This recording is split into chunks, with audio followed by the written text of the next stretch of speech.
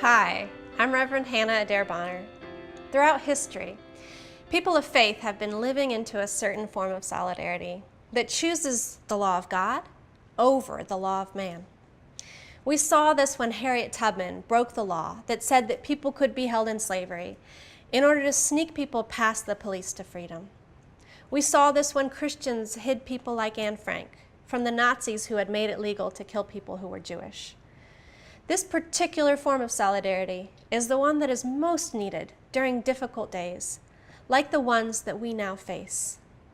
The task of Christians has never been to obey the laws of the emperor or of tyrants or of those who wish to become dictators. If our task was merely to obey the law, then the foundation of our movement would not have been built upon the blood of all those that the emperor executed for disobeying the law. As they say, the blood of the martyrs are the seeds of the church. Rather, the task of Christians has always been to examine the laws of men and to decide not how we will obey them, but rather whether we can obey them. This is the decision that Esther found herself faced with when her people were threatened with extinction. Esther had won a contest to become the queen, and one of the bureaucrats in the king's administration planned to have all the people of her ethnicity rounded up and killed. You see, the trouble all started when the king made it a law that everyone had to kneel to this bureaucrat, and Esther's cousin Mordecai would not do it. He would not do it because the law of God forbade him from bowing down to any man. God has always been clear about idolatry. Mordecai had to obey the law of God rather than the law of men.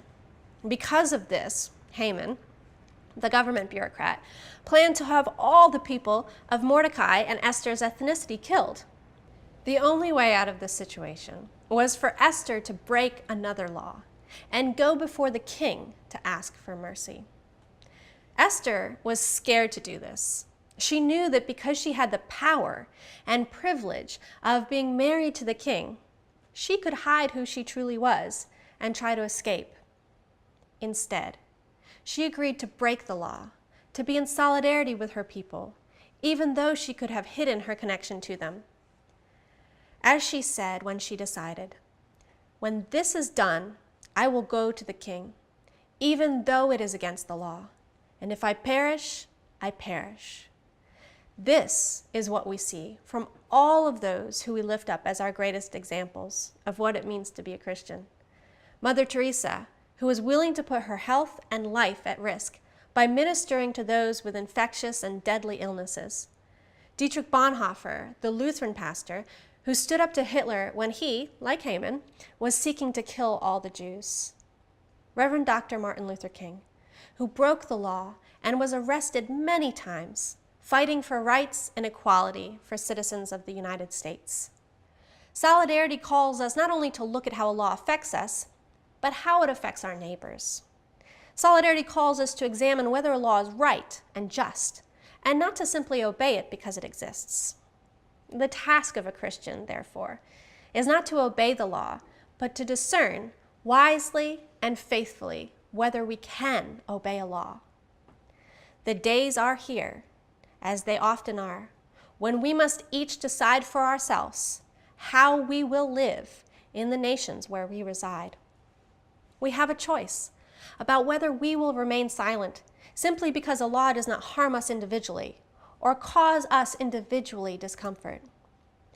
All it takes is a Rahab living at the wall and shielding the servants of God from the wall patrol that was searching for them.